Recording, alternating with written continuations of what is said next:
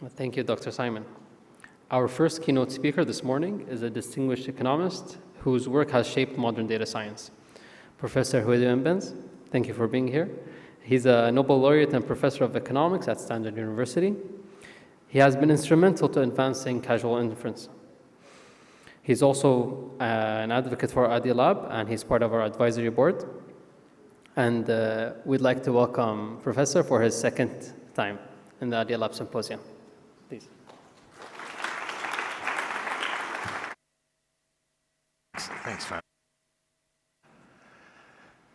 Thanks very much for inviting me here. This is the second time I'm here, and it's been a great pleasure. It was a great pleasure the first time.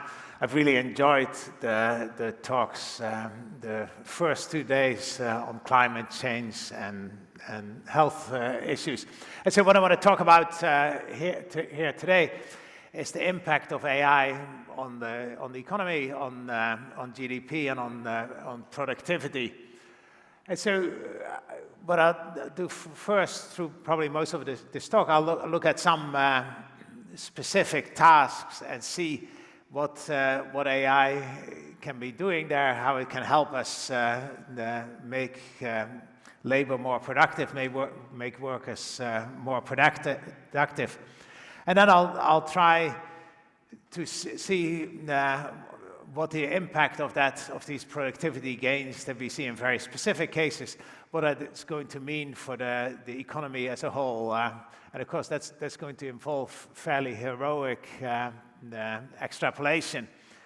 And kind of thinking about that, I was reminded of actually kind of seeing Stephen Chu's talk on the first day, when he showed the picture of the duck curve of the demand within a day for electricity. I was reminded of a course I was teaching at the business school at Stanford a couple of years ago with someone from the School for Sustainability, where one week we had a guest speaker, and he was arguing that in California, given all the solar energy we potentially have and we already have, really electricity should be pretty much free, as long as we could find some way of flattening the duck curve. There was really enough electricity production to satisfy all the demand.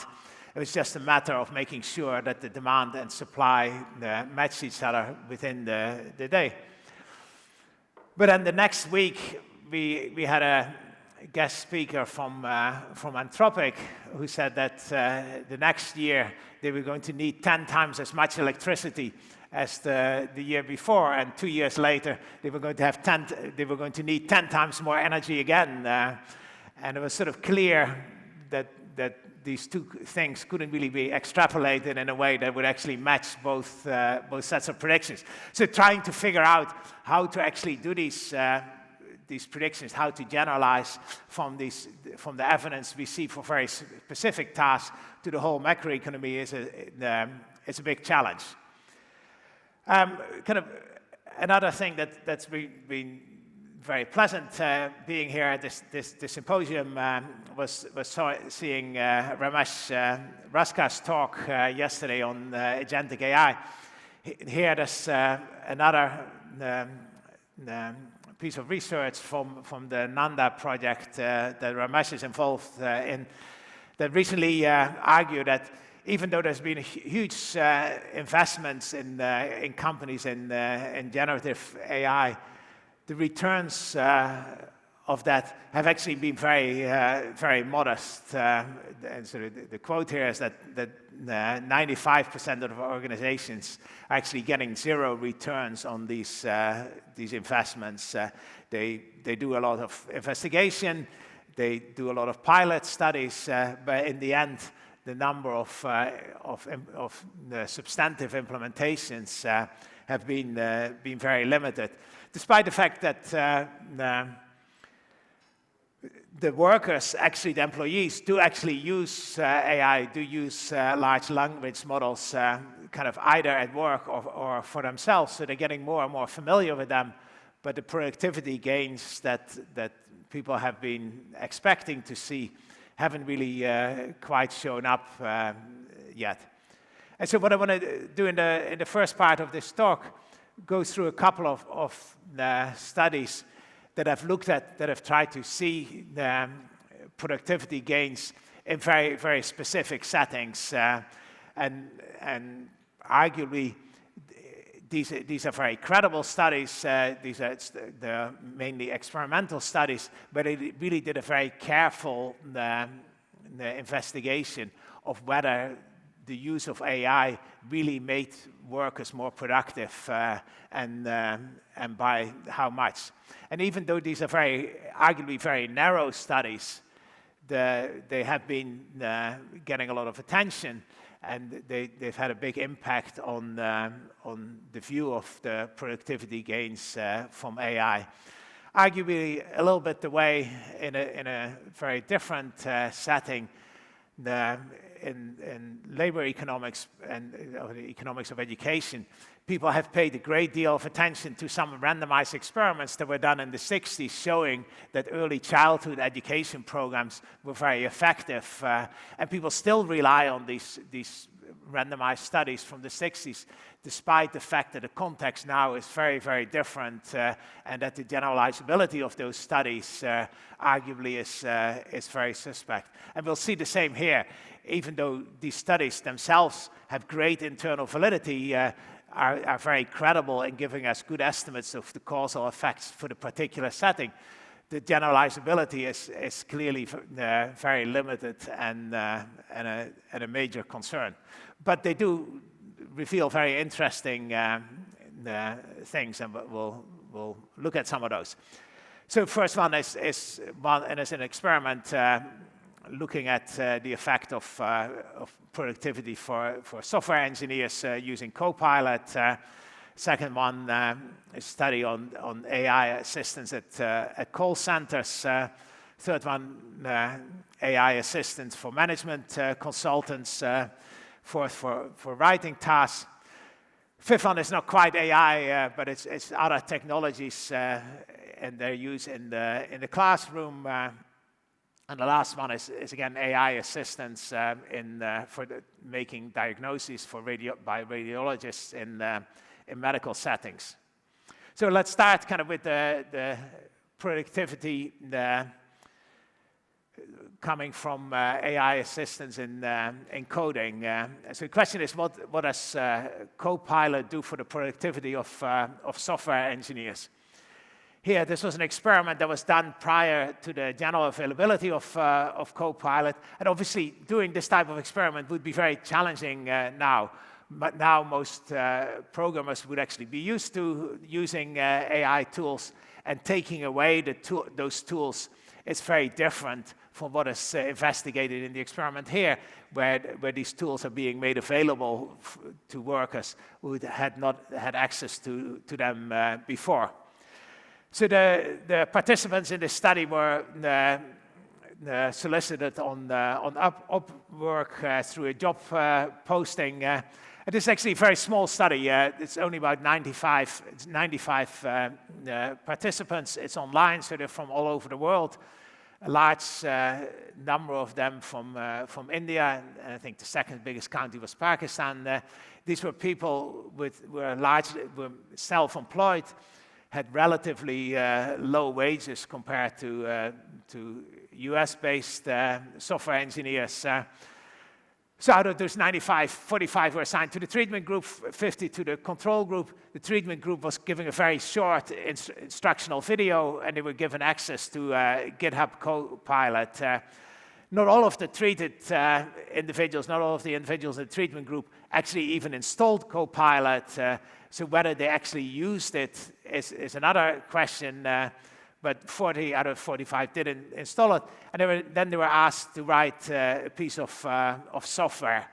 And the two outcomes that I'll focus on here were one, whether the project was a success, and this was measured by the software passing the 12 tests.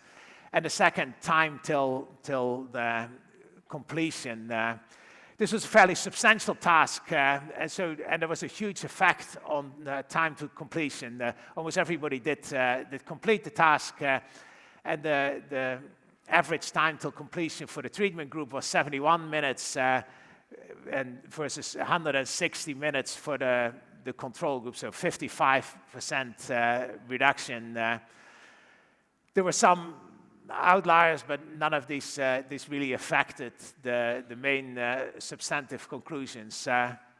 What was interesting, and we'll see this come back in some of the other studies, there was substantial heterogeneity in the effects of the AI assistance. And in particular, there was a bigger reduction in the time to completion for less experienced programmers. And this is really of particular interest to economists kind of studying the use of AI and the implications for the economy as a whole, because traditionally many new technologies benefit the more experienced workers and the more skilled workers, and by doing so increase the inequality in the economy. Here there's evidence in this particular study, but in other studies as well, that the effect of AI assistance may actually be more beneficial to less experienced workers, getting them to learn faster, getting them to catch up faster in a way that could potentially, in contrast to other technologies, could potentially reduce inequality rather than increase inequality.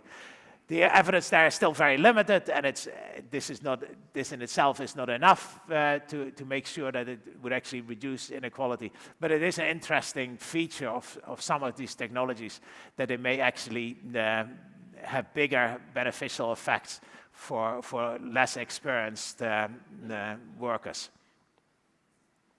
Second example, this is from a study by Erik Brynjolfsson and his group at Stanford at the Digital Economy Lab.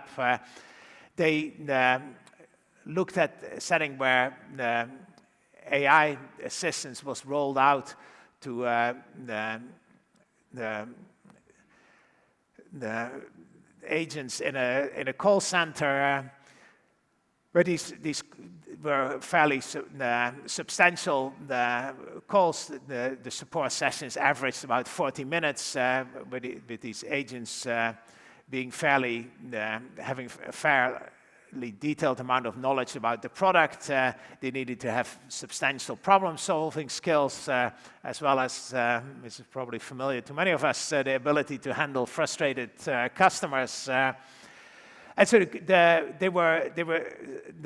some of these agents were given help from an AI system that was trained on a large data set of customer agent conversations, using in particular the information from successful chats. And so the question was what I would do for a variety of outcomes. Again, one of the main ones is how long it would take to get to a resolution of a call, but also how successful the resolution was in the end.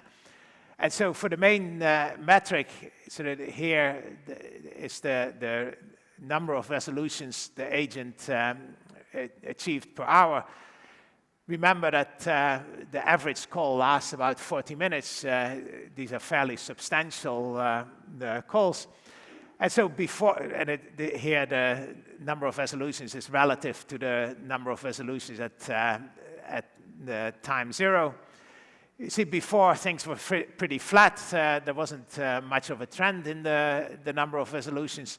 But after the treatment group got the AI assistance, the number of resolutions went up substantially by about 0.5 of a call. And again, keeping in mind that the average call lasted about 40 minutes, that is a substantial increase in productivity for these call center workers. For some of the other metrics, the results were kind of similarly positive, in particular the one at the bottom right, the customer satisfaction, which measures the share of calls where the customer would be willing to recommend the agent minus the share of the the customers that would not recommend the agent. And again, there is no evidence here that the quality of the calls deteriorated, and if anything, some evidence that it improved the quality of the calls. So again, overall here, it looks like the AI assistants made the agents more productive, and in particular made the agents more productive who were relatively inexperienced compared to the more experienced agents. Third example is one where again there was a randomized experiment where teams of management consultants were given access to AI calls in trying to solve questions. And here there was a very interesting set of results, a very interesting breakdown. If we look at the questions where the management consultants were given relatively easy problems, labeled here as problems inside the frontier. The AI was particularly effective in improving the performance of the consultants. The consultants with access to ChatGPT did substantially better than the control group who did not have access to those tools. And there was actually two different versions of the AI assistants, just GPT and GPT with additional help. But in both cases, that just made the performance of the agents, of the management consultants, substantially better. In terms of quality, kind of similarly for if you look at regression estimates, you see that the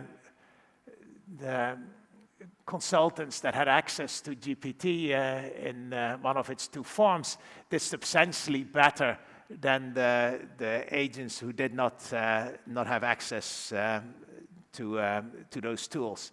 But, and this is really the interesting result, it was very different for problems that were more challenging, for problems that they labeled outside the frontier. It wasn't just the case that having AI assistants didn't help, but in fact, the AI assistants, giving the management consultants the AI assistants, made them less productive, led to lower quality of the results. And what it looks like is that the consultants relied too much for these challenging problems, relied too much on what the AI was suggesting, and the consultants would take that for granted and not sufficiently critically evaluate what it was coming up with. In other words, when it would occasionally hallucinate, the consultants would still take it as given and not pay enough attention to what was going on. Here, the fourth task, here was an experiment where a number of individuals recruited on Prolific were asked to carry out writing tasks. And so these were individuals who were, in principle, quite experienced in writing. These were college-educated professionals. Some of them had experience in marketing or writing grants. And they were given two kind of specific writing tasks that were appropriate for their occupation, that were well within the type of things they would do. They were serious writing tasks. They would take 20 or 30 minutes, and they would resemble the type of writing tasks these individuals may have done in their regular occupations. And they were well incentivized to do a good job there. And in the end, they were paid substantially more than they would normally get paid for jobs on this platform, on Prolific. And so what we see there, again, is looking at two outcomes. We see that the people using AI, getting AI assistance, were faster at their jobs, were getting it done in a shorter amount of time, and they were doing a better job. The quality ratings of the writing tasks they did were rated higher if they used the AI assistance. And in fact, not only did they do a better job and did they do it faster, they even enjoyed the tasks more. So here, this was really an unambiguously beneficial effect of using AI. They were more productive, they were doing better quality work, and they were enjoying it more than the people did doing the same tasks, but without the AI assistance. Now here, and I mentioned before, this is not purely AI, but it relates a little bit to some of the things that happen with the AI as well. And in fact, this is about using technology in the classroom, and kind of very specifically whether giving students access to technology in the classroom helps their performance. In fact, there was an article in the New York Times last week about Harvard, where people were complaining that the students weren't showing up in class all that often, and when they were on their phones, they were on their laptops, and they were not paying attention very much, and the faculty was somewhat concerned with that. So I teach an undergraduate class at Harvard, and so in the class where we study data science and decision making under uncertainty and causality, we actually talk about this particular study. And based on that study, I'm not allowing the students to bring laptops to the classroom. So what they did in this study, this is from West Point.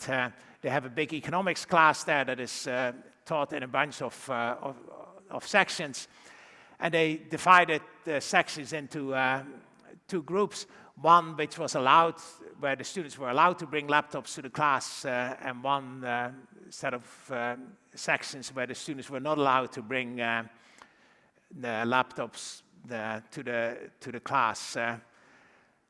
So you can see here some of the characteristics of the students, because this being West Point, these are generally very smart students. There are relatively few women, but in general, it's a fairly diverse set of students. And so the very clear result was that the students in the sections where they were allowed to bring in laptops, so they were not required to bring laptops, they were allowed to bring in laptops, did substantially worse in their common exam performance at the end of the semester, of the end of the term, on the order of 0.2 of a standard deviation. So in terms of educational interventions, something on the order of 0.2 of a standard deviation is really a fairly substantial effect, given that these were taught by the same faculty.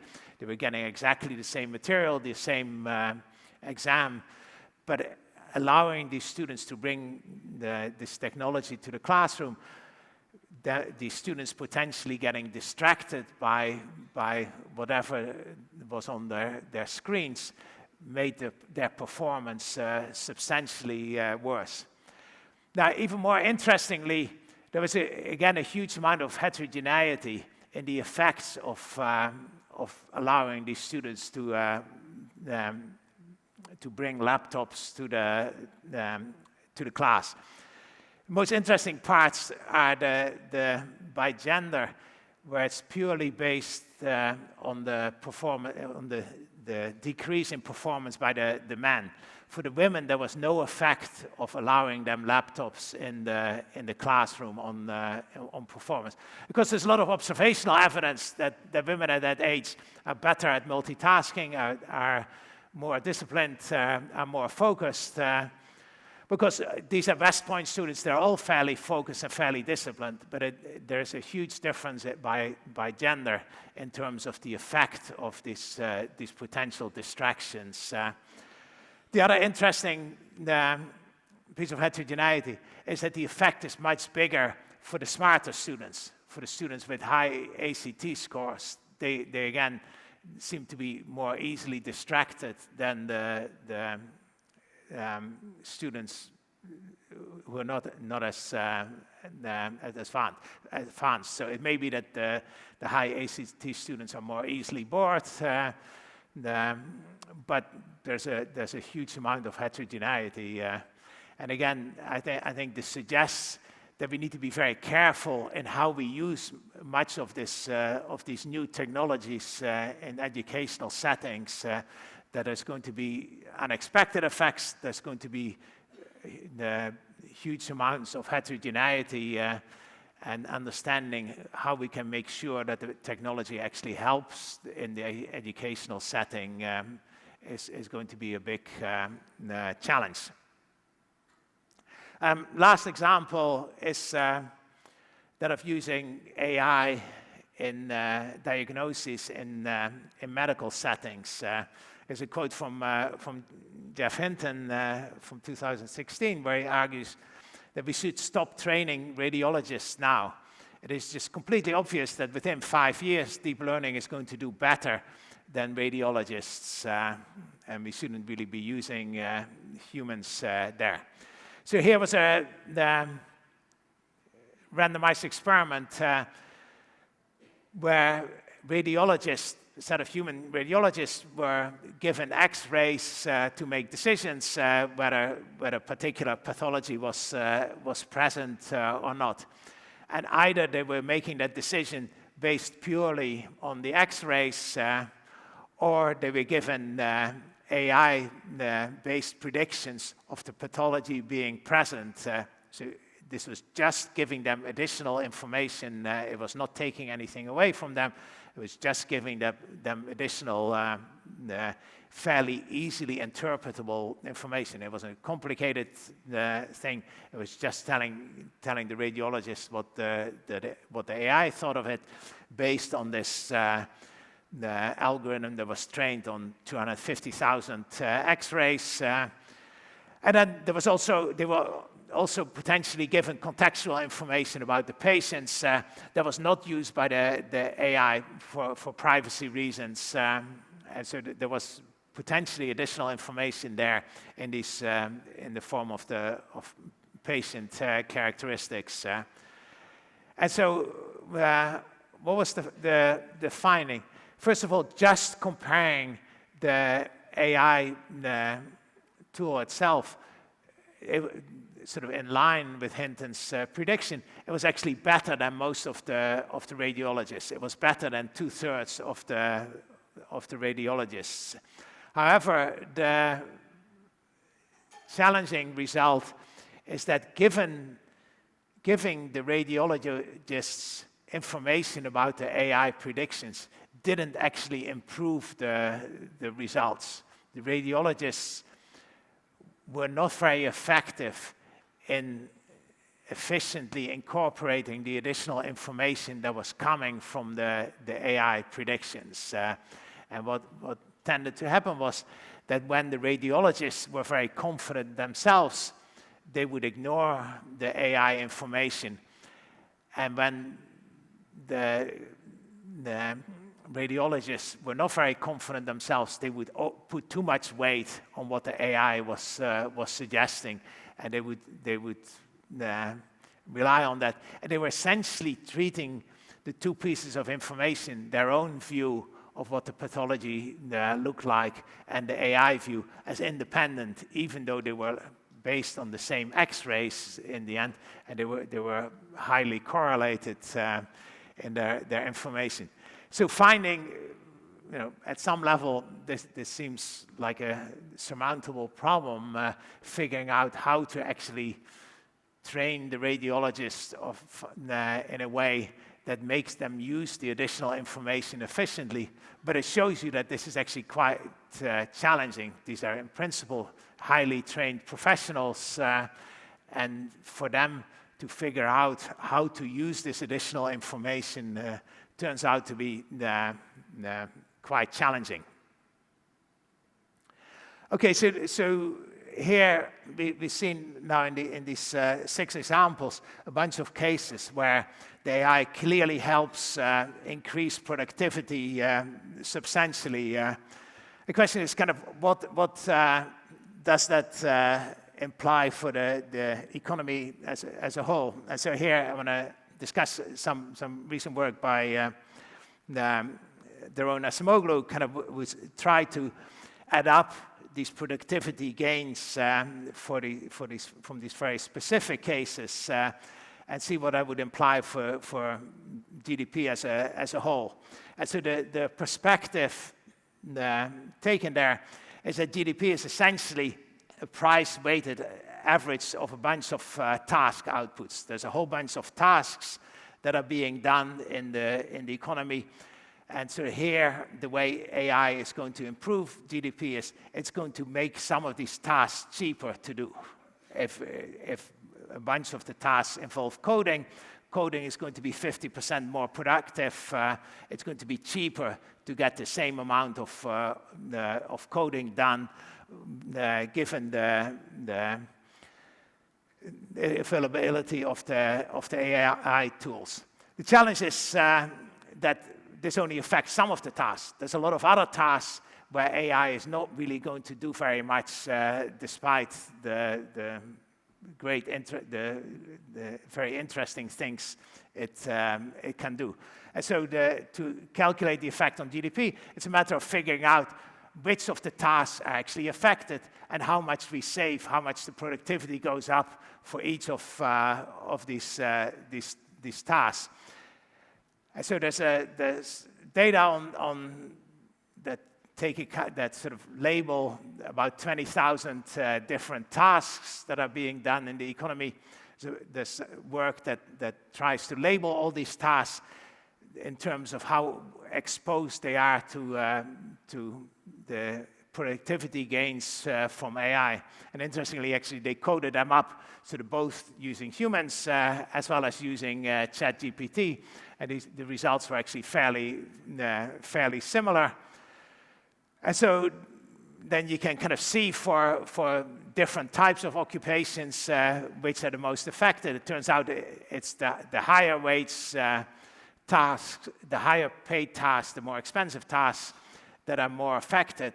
Again, consistent with the idea that the AI assistants could help the lower paid workers more than the higher paid workers. And so what Acemoglu finds in the end is that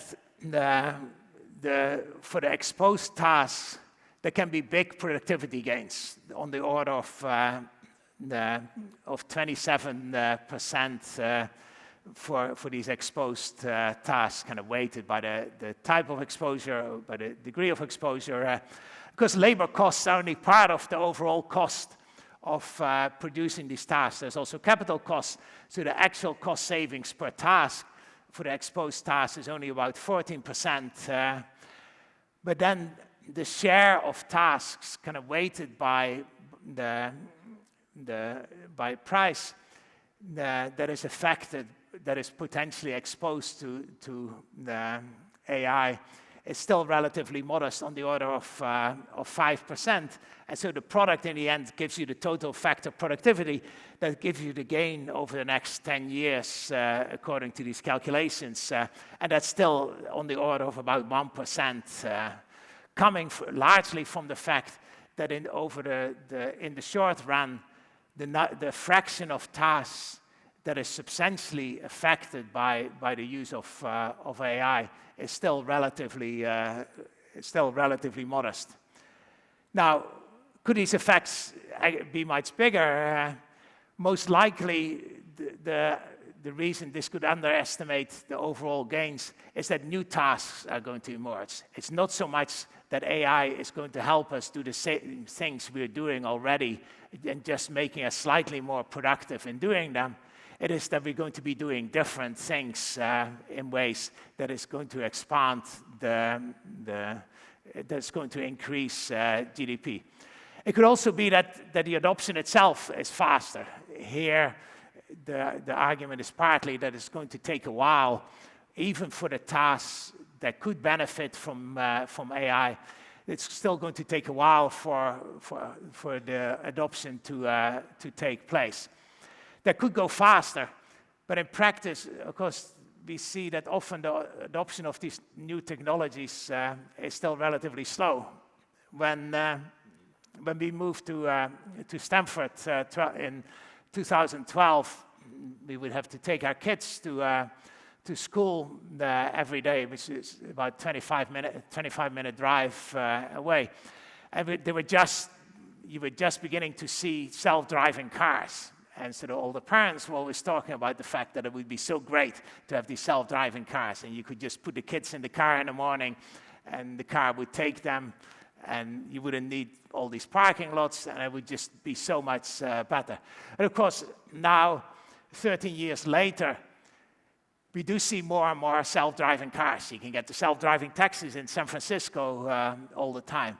But it's still far, far away from the point that you can actually put the kids in the self-driving car and send them off in the morning to get them to school. And it doesn't look like it's going to happen in the next 2 years. It still doesn't look like it's going to happen in the next 5 or 10 years. It still seems essentially as far away now as it seemed in 2012. So the adoption could well be faster in some cases, but it may still take a long time in other cases. So in the end, while AI is clearly allowing us to do amazing things, it's still going to be a while before that shows up in GDP. And some of the predictions there that are very optimistic, maybe a little bit too optimistic there. It may take a while before these things really show up in GDP.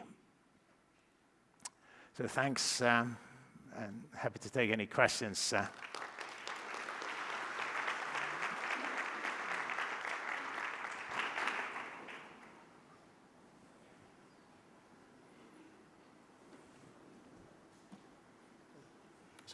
We have time for one question. We have in the back. Hi, thank you for that insightful presentation. In relation to the GDP growth of AI, my background is I'm a digital infrastructure consultant specializing in the design of data centers. So essentially, when you're mentioning growth and ChatGPT, it's the part of the LLM which sits on the AI factories of design. Now, as you know, the rapid expansion of the GPUs is far accelerating. So when you're mentioning the fast and slow, I know that from a personal angle in relation to designing these data centers. So what's your outlook and outtake on the adoption of AI in a wider hemisphere when it comes to the acceleration and growth? And how does that relate to the growth of the GDP? Because you are essentially investing in the growth of AI, which is obviously the brains of it is the data centers. And how do you balance that on par with the usage? Thank you. Yeah, so thanks. That's a very interesting question. And so I think partly it is that we need to figure out exactly what we're going to be doing with the large language models, what new tasks we are going to be doing, rather than focusing on the current set of tasks that are being done and that are going to be done slightly more productively. In the end, the gains are not really going to come from people being 20-30% more effective at writing, or being the 50% more effective at coding. It's going to come from doing very different things from what we're doing at the moment. And so I think that is going to have a huge impact on the economy, but it's going to take a little longer. There's things there that we don't really know at the moment where they're going to be coming from. Thank you very much, Professor, for this nice talk. We'll welcome our next speaker. Thanks. Thank you very much.